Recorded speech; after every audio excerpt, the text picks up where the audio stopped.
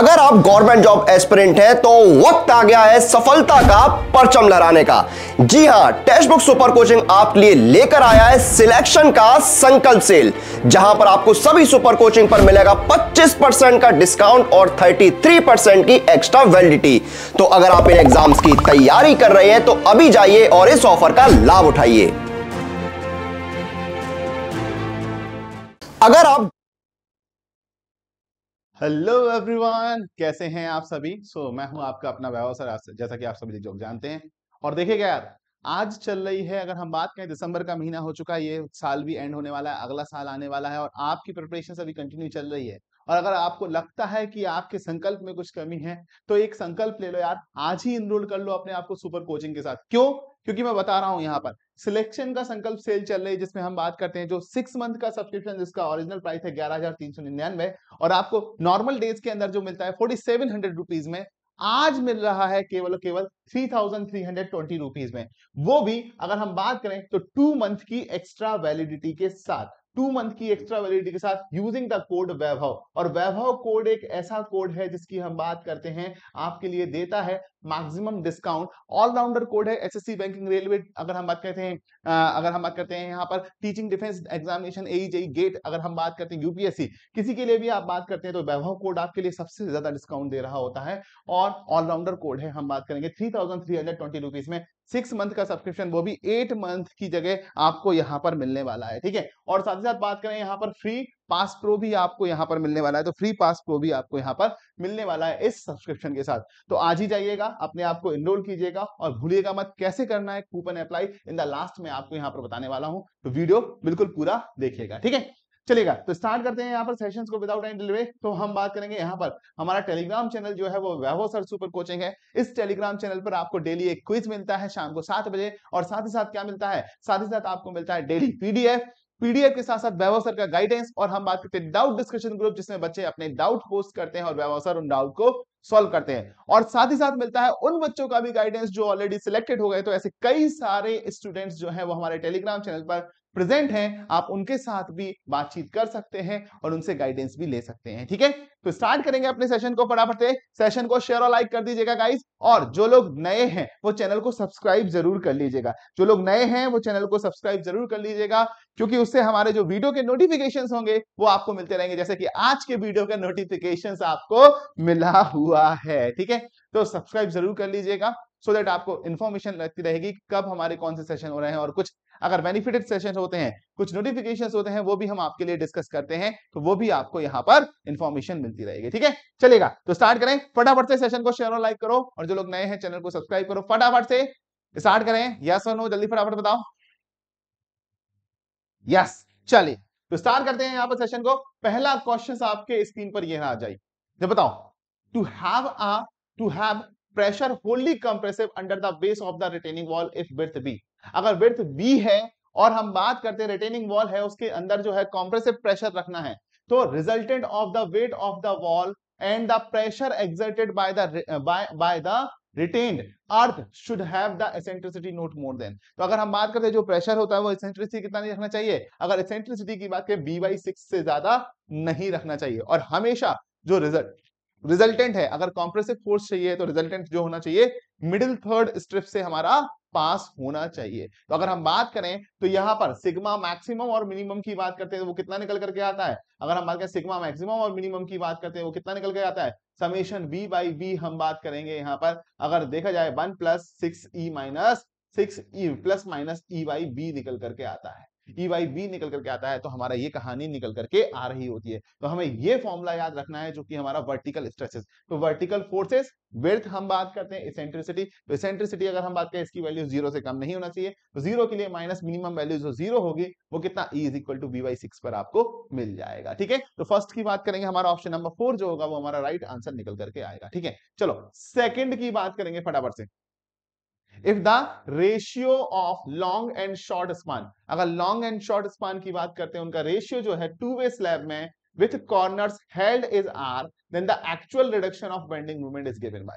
अगर actual reduction की बात करें तो actual reduction of bending moment क्या दिया जाएगा, 5/6 R/1 + R² into m, 5/6 R² upon 1 + R² into m, 5/6 R square upon 1 plus R Q into M, अगर हम 5/6 R square upon 1 plus R power 4 into M, तो क्या होगा आंसर हमारा? अगर मैं देखूं तो इसका आंसर क्या निकल के आएगा? 5/6 R square upon 1 plus R power 4 into M. और डीएफसीसीएल का एग्जाम आपका बिल्कुल लाइनअप है, तो बिल्कुल 17 तारीख को आपका एग्जामिनेशन है, तो ये क्वेश्चंस आपके डीएफसीसीएल के एग्जामिनेशन के लिए बहुत ज्यादा हेल्पफुल रहने वाले हैं। ठीक है, बाकी एग्जामिनेशन के लिए भी रहेंगे, बट डीएफसीसीएल के लिए काफी ज्यादा हेल्पफुल रहने वाले हैं। ठीक है, थर्ड नंबर का आंसर दीजिएगा फटाफट से। Match the list 1 and list 2। अगर लिस्ट 1 और लिस्ट 2 की बात करते हैं तो इनको मैच कीजिएगा। यहां पर कौन सा जोड़ी मिलाइएगा? ठीक है, जोड़ी मिलाने की बात कर रहे हैं, जोड़ियां मिलाइएगा। बताओ फटाफट फटाफट फटाफट फटाफट फटाफट। अगर बोल रहा है लिस्ट 1 है एंड लिस्ट 2 है, लिस्ट 1 है एंड लिस्ट 2 है, तो इनका आंसर बताओ। तो पहला देखो, डॉपलर रडार। अगर हम डॉपलर रडार की बात करें तो स्टॉप, अगर हम बताएं स्पॉट स्पीड स्टडी, तो हम स्पॉट स्पीड स्टडी के लिए किसको यूज करते हैं? हम डॉपलर रडार को यूज कर रहे हैं। तो पीका 4, अगर पीका 4 देखें तो ये नहीं हो सकता और ये नहीं हो सकता। अब बचता कौन सा है हमारा? बचता है पहला और चौथा। ठीक है, अगर वीडियो टैपिंग की बात करें तो वीडियो टैपिंग हम बात करेंगे किसके लिए यूज करेंगे? हम पार्किंग सर्वे के लिए हम यूज कर रहे होते हैं। किसके लिए? पार्किंग सर्वे के लिए हम बात करते हैं, यहां पर वीडियो टैपिंग का यूज करेंगे। तो यहां पर क्यू का 3, और जैसे ही क्यू का 3 आया, हमारा ऑप्शन नंबर 1 जो है वो राइट आंसर निकल करके आ गया है। ठीक है, अगर न्यूमेटिक ट्यूब की बात करें तो ट्रैफिक वॉल्यूम के मेजरमेंट के लिए हम न्यूमेटिक यूज करते हैं। और न्यूमेटिक कैसा है? ऑटोमेटिक मेथड है। कैसा है? ऑटोमेटिक मेथड निकल करके आता है। और रोड साइड इंटरव्यू की बात करेंगे तो रोड साइड इंटरव्यू क्या होगा? रोड साइड इंटरव्यू जो मिलेगा हमें ओरिजिन एंड डेस्टिनेशन सर्वे में मिल रहा होता है। तो हमारे चारों जो मैच द फॉलोइंग होंगे वो कुछ इस तरीके से निकल करके आ रहे होंगे, इस तरीके से निकल करके आ रहे होंगे। तो थर्ड नंबर की बात करेंगे, ऑप्शन नंबर 1 जो होगा वो हमारा राइट आंसर हो जाएगा। ठीक है, चलो फोर्थ नंबर की बात करो फटाफट से। The minimum edge distance and end distance from the center of any hole to the nearest edge of plate for sheared or hard flame cut edge is।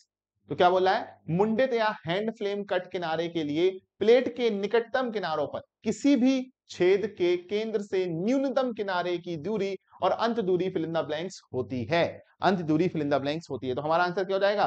1.7 times the whole diameter. कई लोग ए बोल रहे हैं, B बोल रहे हैं, भैया 1.7 times अगर हम बात करते हैं यहां पर, हम बात करते हैं यहां पर होल डायामीटर निकल करके आएगा। अब इससे रिलेटेड काफी सारी इंफॉर्मेशन है जो हमें डिस्कस करनी है। ठीक है, तो अगर मैं देखूं यहां पर तो देखा गया है मिनिमम पिच है, मिनिमम गेज लेंथ जो निकल करके आती है वो कितना होता है? वो 2.5 times the nominal diameter of bolt निकल करके आएगा। अगर मैं देखूं मिनिमम एंड एज डिस्टेंस की बात करेंगे तो क्या होगा? ई मिनिमम जो होगा 1.5 diameter of the bolt hole होगा। किसके लिए? मशीन कट एलिमेंट के लिए। और अगर हम बात करें E is equal to 1.7 diameter of bolt hole होगा किसके लिए? For the hand cut element के लिए निकल करके आएगा। नेक्स्ट, अगर मैक्सिमम एंड एज डिस्टेंस की बात करें तो कितना? ई मैक्सिमम 12 टी एप्सिलम, जहां एप्सिलम की वैल्यू √250 अपॉन एफ वाई निकल करके आती है। और एफ वाई क्या है? यील्ड स्ट्रेस है, और टी क्या है? Thickness of the thinner plate निकल के आती है। Again maximum pitch of the bolts और रिवेट्स और welds in the compression zone. Compression zone में जो मैक्सिमम पिच है वो कितना होगा? हम देखेंगे यहां पर P maximum is equal to minimum of 12 T और 200 एम फॉर कंप्रेशन जोन। और टी इज द क्या है? Thickness of the thinner plate निकल करके आएगा। और 6 number maximum pitch of the bolts और रिवेट और weld in the tension zone निकल करके आएगा। वो क्या होगा? वो P maximum is equal to minimum of 16 T और 200 एम होगा फॉर टेंशन जोन, जहां टी क्या है? Thickness of the thinner plate. तो इतना सारा डेटा जो है जिन पर क्वेश्चंस पूछा जा सकता है वो हमने यहां पर डिस्कस कर लिया है, वो हमने यहां पर डिस्कस कर लिया है। ठीक है, चलिएगा नेक्स्ट फिफ्थ नंबर की बात करो फटाफट से आंसर। और ये तो आंसर सभी को पता ही है यार, इसका आंसर कौन है जो नहीं पता है? सभी को पता है इसका आंसर। फटाफट से मेरे को आंसर बताओ जल्दी से। आंसर सभी को पता है, फटाफट से आंसर बताओ फटाफट से। चलो तो देखते हैं यहां पर क्या होगा। हमारा इक्विवेलेंट लेंथ पूछ रहा है। Equivalent length of column of length L having a both and hinge. अगर बोथ एंड हिंज है तो इफेक्टिव लेंथ जो निकल के आएगा वो किसके बराबर आएगा? एल के बराबर आता है। अगर 2L आएगा वो किस केस में आएगा? एक एंड फिक्स्ड होगा, दूसरा एंड फ्री होगा, तो 2L आ जाएगा। L/2 कब आएगा? जब दोनों साइड से एंड जो होते हैं फिक्स्ड होते हैं, तो उस कंडीशन में L/2 आएगा। और L/√2 कब आएगा? जब हम बात करेंगे एक साइड से हिंज होगा और एक साइड से फिक्स्ड निकल करके आएगा। ठीक है, तो ये कहानी निकल करके आएगी तो उस कंडीशन में हमारा, और इसको किस में हम यूज करते हैं, क्रिटिकल, अगर हम कॉलम के क्रिटिकल लोड के निकालने के लिए अगर हम देखते हैं तो pi square EI upon L effective square के फॉर्मूले से हम इसको कैलकुलेट कर रहे होते हैं। तो फिफ्थ की बात करेंगे, option number 2 is the right answer हो जाएगा। आई होप कोई डाउट नहीं होगा। 6 नंबर का आंसर दो फटाफट से। What is the curve resistance for a 50 tons train on a broad gauge track on a 4-degree curve? What is the curve resistance for a 50 tons train on a broad gauge track on a 4-degree curve निकल करके आएगा, on a 4-degree curve निकल करके आएगा। ठीक है, तो देखो अगर हमने निकालना है, क्या निकालना है, कर्व रेजिस्टेंस। तो curve resistance is equal to, और कर्व रेजिस्टेंस क्या होता है, जब हमारी ट्रेन क्या होती है, कर्व पर जाएगी, सुनना, कर्व पर जाएगी, तो जब हम स्ट्रेट पाथ पे जाते हैं तो ट्रेन को क्या होता है, पुश मिलता है, पुश मिलता है, वो एक ही डायरेक्शन में स्ट्रेट पाथ में पूरा का पूरा पुश ले रहे हैं। लेकिन जब कर्व पे जाएगी तो डायरेक्शन चेंज होगा। तो देखो अगर पुश पहले हमारा इस तरीके से मिल रहा था, टी ठीक था, लेकिन अगर कर्व पे जाएगी तो पुश तो अभी भी यहां से टी मिलता है, और ये कितना आएगा, टी कॉस थीटा, तो कुछ पावर में लॉस होगा, और जो पावर में लॉस हुआ वो कर्व को ओवरकम करने के लिए हुआ, कर्व को क्या हुआ, ओवरकम करने के लिए, तो वही क्या कहा जाएगा, कर्व रेजिस्टेंस। तो कर्व रेजिस्टेंस की बात करें तो कितना होता है, 0.04% of W into D degree निकल करके आता है, किसके लिए, ब्रॉड गेज के लिए। अगर यही देखें तो हमारा कितना होगा, 0.0004 इंटू W कितना, 50 टन इंटू कितना, डी डिग्री कर्व निकल के आएगा, तो कितना होगा, 0.08 टन। यही आ रहा है क्या, एक बार चेक कर लेना मेरे बच्चे जल्दी। हम बात करें कितना आ रहा है, 0.08 टन निकल के आ रहा है। लेकिन अगर यही मीटर गेज होता तो मीटर गेज के केस में कितना होता है, 0.0003 हम बात करते हैं W इंटू डी डिग्री, और नैरो गेज के केस में कितना, 0.0002 into W into D degree निकल करके आएगा। ये कहानी निकल के, तो 6 नंबर की बात करेंगे, ऑप्शन नंबर 3 जो होगा वो हमारा राइट आंसर निकल करके आता है। Option number 3 is the right answer. ठीक है, चलो 6 के लिए। 7th के लिए बात करेंगे, फटाफट से, फटाफट से आंसर दो कैलकुलेट करके, फटाफट से आंसर दीजिएगा कैलकुलेट करके।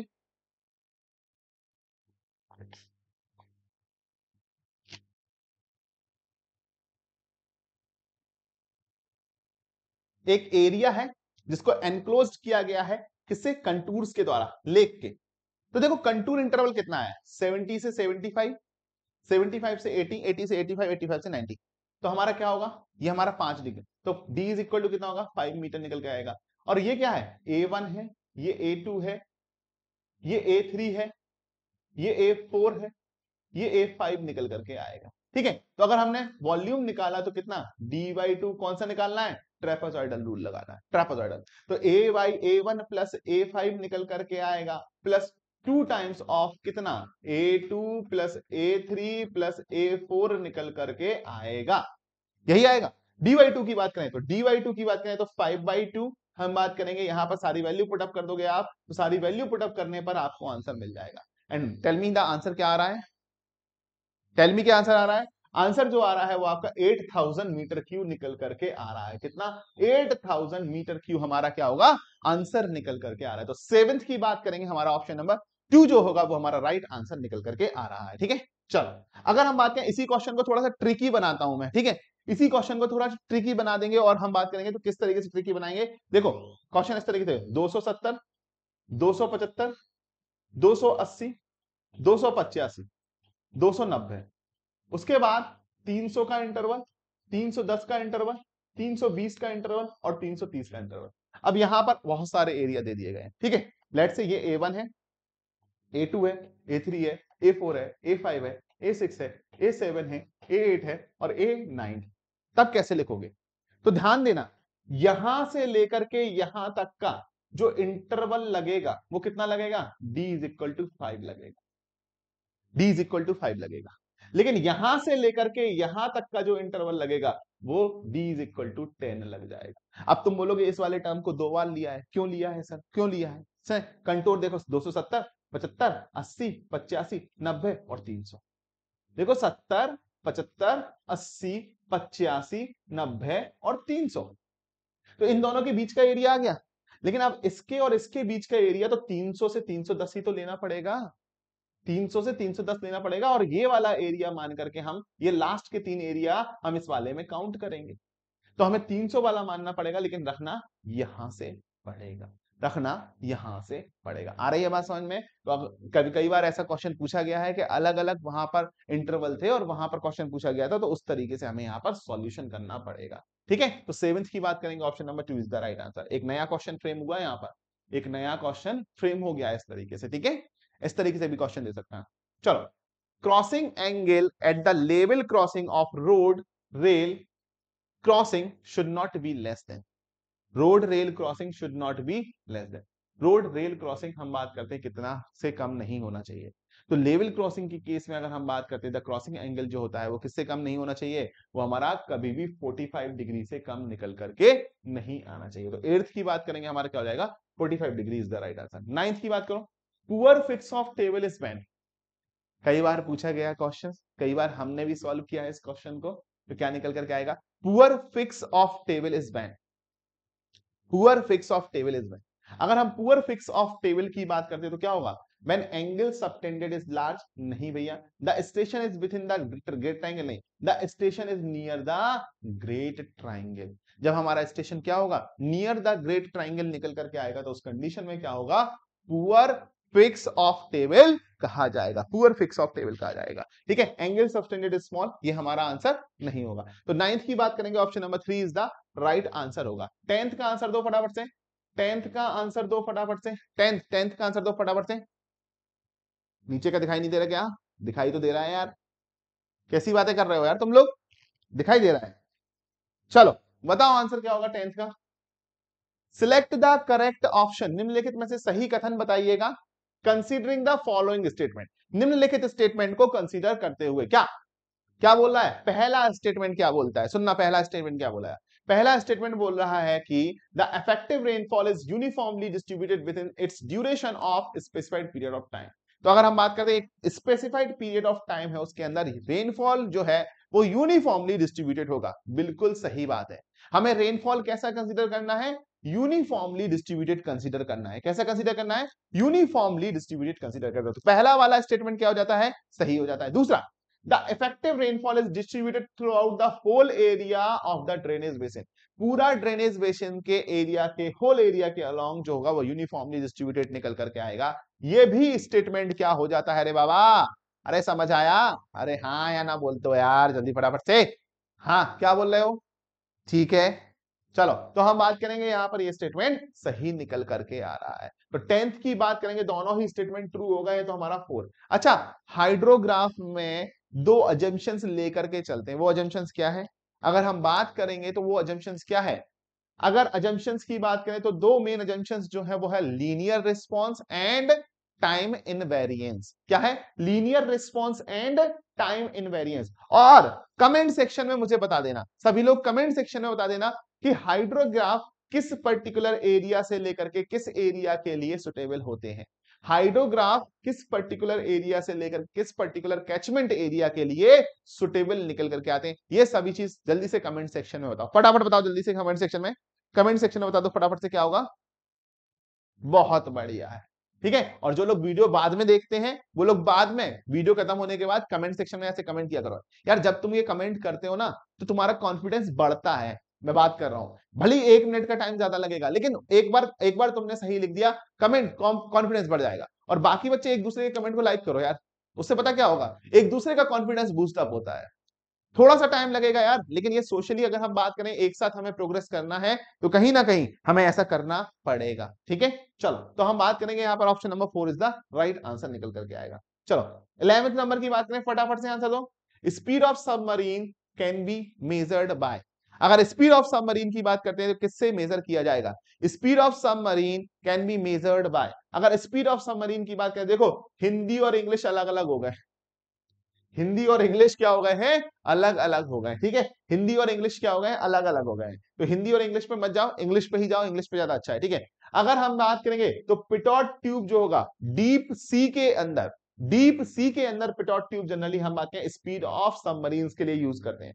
हॉट वायर अनिमोमीटर हम नहीं यूज करेंगे। प्राणी गेज तो अलग हम बात करें प्रेशर के लिए। इंक्लाइंड मैनोमीटर, मैनोमीटर भी हम बात करें हम करेंगे प्रेशर के लिए मेजर कर सकते हैं। तो ये हमारा थोड़ा सा गड़बड़ हो गया, इसलिए हमारा आंसर क्या होना चाहिए, pitot tube is the right answer होना चाहिए, क्योंकि डीप सीज के अंदर हम बात करेंगे स्पीड ऑफ सबमरीन्स को मेजर करने के लिए हम किसको यूज करते हैं, पिटॉट ट्यूब को हम यूज कर रहे होते हैं। सॉरी, पायलट ट्यूब लिखा हुआ है यार, ये पिटॉट ट्यूब वाला होता है, ठीक है। चलो ये कुछ गड़बड़ लिखा हुआ है, अगर ये गड़बड़ लिखा हुआ है तो फिर इंक्लाइन मैनोमीटर आंसर हो सकता है। अगर ये गड़बड़ लिखा हुआ है पायलट है तो देखो ये आप नहीं पता, ये इस पूरी स्लाइड में मुझे मिस्टेक लग रही है। हिंदी और इंग्लिश अलग अलग हो गई, पहले तो देखो हिंदी और इंग्लिश अलग अलग हो गई है, ठीक है। उसके बाद ये पायलट हो गया पिटॉट का। अब क्या होगा सही, अगर ये सही नहीं है, अगर क्वेश्चन इसी तरीके से पूछा गया इंग्लिश वाला, तो हमारा इंक्लाइन मैनोमीटर आंसर होना चाहिए था, नहीं तो हमारा पिटॉट ट्यूब यहाँ पर आंसर। तो थोड़ा सा ये हमारा जो है वो पेपर में ऑब्जेक्शनल क्वेश्चन आ गया, इसको हटा देते हैं, ठीक है। ऑब्जेक्शनल क्वेश्चन आ गया, इसको हटा देते हैं। देखो इंक्लाइन मैनोमीटर दिया है क्योंकि पायलट की वजह से आंसर दिया होगा ऐसा, ठीक है। तो ये कहानी हो सकती है, 11th नंबर का आंसर ये निकल के आया। चलो 12th नंबर का आंसर दो फटाफट से। आइडेंटिफाई द करेक्ट स्टेटमेंट, इनमें से सत्य कथन की पहचान कीजिएगा, सत्य कथन की पहचान कीजिएगा। अगर हम बात करें laminar pipe flow, laminar pipe flow है तो फ्रिक्शन फैक्टर इज कांस्टेंट। तो देखो लैमिनार में अगर हम बात करें 64/RE होता है, और कहीं ना कहीं ये किस पे डिपेंड करता है फ्रिक्शन फैक्टर, हम बात करेंगे रेनॉल्ड्स नंबर पे, और रेनॉल्ड्स नंबर कांस्टेंट हो भी सकता है नहीं भी हो सकता है, ठीक है। तो रेनॉल्ड्स नंबर अगर हम 2000 से नीचे है तो लैमिनार है तो पता है, अब 2000 से नीचे कुछ भी हो सकता है, तो क्या वो कांस्टेंट रहेगा, नहीं, ऐसा कहना सही बात नहीं है, ऐसा कहना सही बात नहीं है। रेनॉल्ड्स नंबर पर इसकी डिपेंडेंसी निकल करके आ रही है, ठीक है। दूसरा, अगर बोले friction factor depends on the pipe roughness, pipe roughness पर डिपेंडेंट होता है क्या, नहीं। पाइप रफनेस पर डिपेंडेंट किसमें होता है, हम बात करें टर्बुलेंट फ्लो के केस में होता है, किसमें होता है, टर्बुलेंट फ्लो के केस में होता है, लेकिन इस केस में पाइप रफनेस पर डिपेंडेंसी नहीं होती है। Friction factor varies inversely with the Reynolds number of flow, बिल्कुल सही बात है, रेनॉल्ड्स नंबर ऑफ फ्लो के अकॉर्डिंग वेरी कर रहा है। वेलोसिटी डिस्ट्रीब्यूशन इस पैराबोलिक होता है, और टर्बुलेंट में क्या होता है, लॉगरिथमिक निकल करके आता है, कैसा, लॉगरिथमिक निकल के आता है। तो हमारा 3 और 4 सही हो जाता है, इसलिए ऑप्शन नंबर 2 जो होगा वो हमारा सही कथन हो जाएगा, यानी सही आंसर निकल करके आएगा। तो 12th नंबर की बात करेंगे, option number 2 is the right answer होगा, ठीक है। 12th के बाद 13 का आंसर बताओ फटाफट से। The point of contraflexure lies where, अगर पॉइंट ऑफ कॉन्ट्राफ्लेक्चर की बात करें, पॉइंट ऑफ कॉन्ट्राफ्लेक्चर कहां पर लाइज कर रहा होता है, तो पॉइंट ऑफ कॉन्ट्राफ्लेक्चर वो पॉइंट होता है जहां पर बेंडिंग मूवमेंट क्या होता है, जीरो निकल करके आता है, जहां पर बेंडिंग मूवमेंट क्या होता है, जीरो निकल के आता है, वो पॉइंट हमारा पॉइंट ऑफ कॉन्ट्राफ्लेक्चर कहा जाएगा। 13 की बात करेंगे, ठीक है। चलो अगर हम बात करेंगे 14 की बात करो फटाफट से। इन एन अनड्रेन्ड ट्राइएक्शियल टेस्ट, बेटा अनड्रेन बोल दिया है, ट्राइएक्शियल टेस्ट कैसा होता है, मोस्ट वर्सेटाइल टेस्ट। अगर हाइट अपॉन डाया का रेशियो निकालें, इसमें क्या निकालें, हाइट अपॉन डाया का रेशियो निकालें, तो हाइट अपॉन डाया का रेशियो कितना होता है, 2 से 3 होता है, जनरली 2.5 हम कंसीडर कर सकते हैं, ठीक है।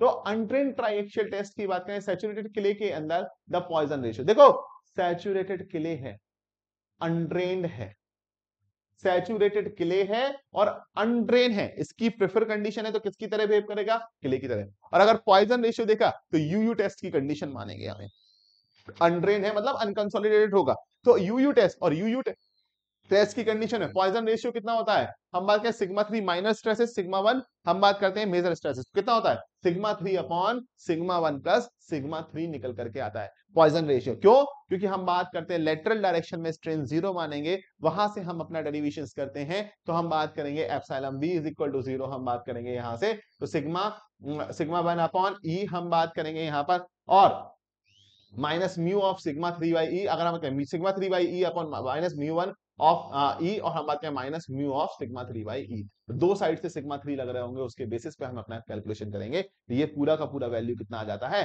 पूरा का वैल्यू हमारा निकल के आता है, म्यू की वैल्यू निकल के आती है sigma 3 upon what, sigma 1 plus sigma 3 निकल करके आएगा, sigma 3 upon sigma 1 plus sigma 3 निकल करके आ जाएगा। तो हमारा ऑप्शन नंबर 1 यहां पर राइट आंसर हो जाता है। ये कंडीशन कहां सेटिस्फाइड होगी, यूयू टेस्ट की कंडीशन में ही सेटिस्फाइड होगी, ठीक है। 14 नंबर, 15 नंबर की बात करें फटाफट से, कंपोजिट सिस्टम की बात करते हैं, subjected to a temperature rise, temperature rise पर सब्जेक्टेड है, कंपोजिट सिस्टम है और कहां पर है, टेम्परेचर राइज पर सब्जेक्टेड है, and with end constrained to remain together, और एंड जो है वो एक साथ रहने के लिए मजबूर है, ठीक है। अगर हम बात करें एंड की बात, एक minute just a minute guys, okay, तो एंड क्या है, एक साथ रहने के लिए मजबूर है, तो जो कंपोनेंट्स होंगे having lower value of coefficient of thermal expansion, उसके लिए क्या होगा, तो देखो दो मटेरियल है, एक है अल्फा 1 एक है अल्फा 2, अल्फा 1 की वैल्यू अल्फा 2 से ज्यादा है, तो अल्फा 1 ज्यादा एक्सपांड करेगा और अल्फा 2 कम एक्सपांड करेगा। तो हमें क्या करना पड़ेगा, अल्फा 1 को रोकना पड़ेगा। अगर एक साथ बढ़ाना है, इसमें क्या लिखा है, हम बात करें the component having a lower value, तो हम कहते हैं and constraint and remain together, हमेशा एक साथ रहते हैं। तो अगर एक साथ एक कंडीशन बनाए तो इसको कंप्रेस करना पड़ेगा और इसको थोड़ा सा खींचना पड़ेगा। तो ये पूछ रहा है जिसके लिए lower value of coefficient of thermal expansion, तो लोअर वैल्यू मतलब अल्फा 2, तो उसके लिए क्या करना पड़ेगा, टेंसाइल फोर्स निकल करके आएगा। तो वहां पर क्या आएगा, टेंसाइल निकल करके आएगा, इसलिए हमारा ऑप्शन क्या हो जाएगा, ऑप्शन नंबर 1। और अगर ये फ्री टू एक्सपांड होते तब, अगर फ्री टू एक्सपांड तो ना ही कंप्रेसिव आता ना ही टेंसाइल आता, क्यों, रिस्ट्रिक्शन है ही नहीं। ये फ्री टू एक्सपांड है तो एक्सपांड होते जाएंगे, एक्सपांड होते जाएंगे। इस केस में स्ट्रेन कितना आएगा, थर्मल स्ट्रेन कितना आएगा, अगर स्ट्रेन देखें तो कितना आएगा, तो डेल्टा एल अपॉन एल निकल करके आता है स्ट्रेन। ठीक है, तो हम क्या होता है ई अल्फा डेल्टा टी अपॉन, हम बात करते हैं एल निकल करके आएगा, तो एल से एल कैंसिल हो जाएगा, तो हम बात करते हैं एल अल्फा डेल्टा टी। तो एक्चुअली क्या होता है, delta L is equal to कितना होता है, एल अल्फा डेल्टा टी होता है। तो एल अल्फा डेल्टा टी की बात करेंगे तो ई नहीं, एल अल्फा डेल्टा टी की बात करेंगे यहां पर, L alpha delta T upon L, तो ये कितना आ जाएगा, अल्फा डेल्टा टी निकल करके आएगा।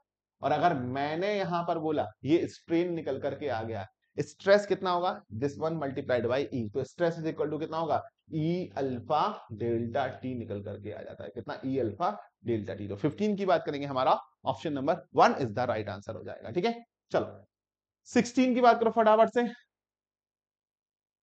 What is the standard size of cube in mm which is used for calculating the strength of concrete? सभी को पता है, अगर स्टैंडर्ड साइज ऑफ क्यूब की बात करें तो कितना 150 mm निकल करके आता है, और अगर क्यूब साइज कम किया गया तो स्ट्रेंथ बढ़ेगी। सीमेंट के लिए कितना होता है, उसका हम बात करते हैं, जो हमारा सरफेस एरिया होता है 50 सेंटीमीटर स्क्वायर होता है, सरफेस एरिया कितना 50 सेंटीमीटर स्क्वायर, मतलब 7 पॉइंट समथिंग यहाँ पर 07 हम बात करते हैं निकल करके आ रहा होता है। ठीक है, 16 की बात करेंगे, option number 4 is the right answer. 17 की बात करें, in a truss it is assumed that the member are joined by, it is assumed that member are joined by, अगर मेंबर की बात करें तो मेंबर किससे ज्वाइंट होते हैं, तो देखो अगर ट्रस की बात करें तो पिन ज्वाइंटेड फ्रेम होता है, और पिन ज्वाइंटेड फ्रेम में भी हम बात करते हैं फ्रिक्शन को निग्लेक्ट करते हैं, फ्रिक्शन को निग्लेक्ट करेंगे तो कैसा होगा, स्मूथ पिन की कंडीशंस निकल करके आएगी, किसकी आएगी, स्मूथ पिन की बात, या फिर स्मूथ पिन की कंडीशंस यहां पर निकल करके आ रही होती है। तो 17 का आंसर जो निकल के आया वो क्या होगा, in a truss it is assumed that the members are joined by smooth pin, members are joined by smooth pin conditions निकल करके आएगा। 17 नंबर। 18 नंबर की बात करो, equilibrium super elevation required to counteract the centrifugal force is given by, किसकी बात कर रहा है, इक्विलिब्रियम सुपर एलिवेशन की बात कर रहा है, किसकी बात कर रहा है, इक्विलिब्रियम सुपर एलिवेशन की बात कर रहा है, कि क्या निकल के आएगा, अबे इक्विलिब्रियम सुपर एलिवेशन क्या होता है, वो कंडीशन जहां दोनों टायर पर रिएक्शन या दोनों टायर पर प्रेशर क्या होगा, सेम होगा, और उस कंडीशन में फ्रिक्शन को क्या किया जाता है, निग्लेक्ट। तो हम बात करें फ्रिक्शन को अगर हम निग्लेक्ट कर देंगे और दोनों टायर पे कंडीशन पे हम बात करें प्रेशर सेम है, तो हमारा क्या निकल के आएगा, E equilibrium is equal to V square upon 127 R निकल करके आएगा। और अगर मैं बात करूं कि ई वैल्यू जो प्रोवाइड हम कर रहे हैं वो हमारा इक्विलिब्रियम सुपर एलिवेशन से कम हो ज्यादा होगा, तब तो ठीक है, लेकिन अगर खुदा ना खास्ता ये वैल्यू जो होगा वो हमारा इक्विलिब्रियम सुपर एलिवेशन से कम आ गया, जितना हमें रिक्वायर्ड है इक्विलिब्रियम में रिक्वायर्ड है उससे कम आ गया, तो हमारा क्या होगा, friction come into picture, friction come into picture, हम बात करेंगे फ्रिक्शन हमारा क्या होगा, पिक्चर में आ जाएगा, फ्रिक्शन क्या हो जाएगा, पिक्चर में आ जाएगा। तो हमारा आंसर क्या होगा, option number 4 is the right answer निकल करके आएगा, ऑप्शन नंबर 4 जो होगा वो हमारा क्या हो जाएगा, राइट आंसर। तो 18 की बात करेंगे, option number 4 is the right answer है। ठीक है, 19 का आंसर दो फटाफट से, क्या होगा, रेक्टेंगुलर ओपन चैनल की बात करते हैं फटाफट से। ओके, रेक्टेंगुलर ओपन चैनल की बात करते हैं, विड्थ कितना है, 5 मीटर है, कैरिंग डिस्चार्ज ऑफ 100 मीटर की पर सेकेंड, प्राउड नंबर दे दिया गया है, तो बताओ डेप्थ ऑफ फ्लो कितना होगा, डेप्थ ऑफ फ्लो कितना होगा, तो तुम्हें पता है Froude number is equal to कितना था, v upon under root G Y, और v की जगह क्या रख दो, q अपॉन ए की बात करेंगे तो कितना होगा, under root G Y into B into Y.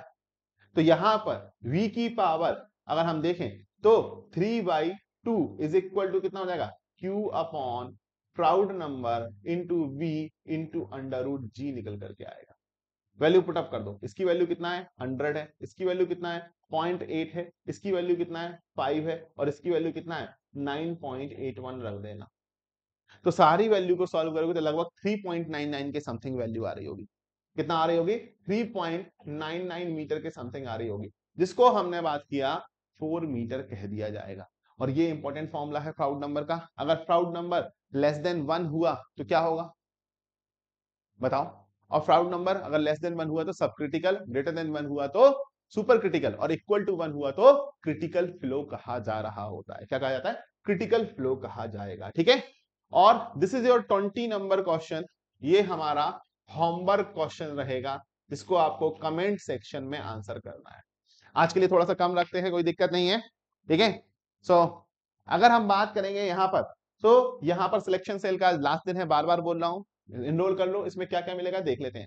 Last video के क्वेश्चन का आंसर देखें तो क्या होगा, maximum compressive force in the gravity dam exist when the reservoir is full. जब रिजर्वायर फुल होगा तो मैक्सिमम कंप्रेसिव फोर्स कब होगा, जब हमारा रिजल्टेंट 2 पॉइंट से पास होता है। जब हमारा रिजल्टेंट कहां से, 2 पॉइंट से पास होता है। तो देखा जाए यहां पर अनिल ने आंसर दिया हुआ है, अगर हम बात करते हैं भास्कर विश्वास जी ने आंसर दिया हुआ है, और आदेश मिश्रा जी ने भी आंसर दे दिया है। ठीक है, अब हम यहां पर चलते हैं शो मोर के अंदर। तो शो मोर के अंदर जैसे ही जाएंगे तो यहां पर सबसे पहले तो वैभव सर का टेलीग्राम चैनल आपको मिलने वाला है। वैभव सर का टेलीग्राम चैनल मिलेगा, इसको ज्वाइन कर लीजिएगा। इसके साथ साथ डाउट डिस्कशन ग्रुप रहेगा, वो भी ज्वाइन कर लीजिएगा। और एजेई के लिए अगर हम बात करें एसएससी का बैच, फुल्ली फ्लैश बैच, हम बात करें टेक्निकल नॉन टेक्निकल दोनों के साथ, आपका 18 दिसंबर से स्टार्ट हो रहा है, और आप इसको एनरोल कर सकते हैं विदाउट एनी डिले। इस बैच के साथ साथ अगर हम देखें तो टेक्निकल नॉन टेक्निकल के सब्जेक्ट्स और क्या क्या मिलेगा आपको यहां पर मिलेगा, यहां पर सफलता बैच, जिसमें हम बात करें एजेई में मेरी क्लासेस लगातार चल रही है।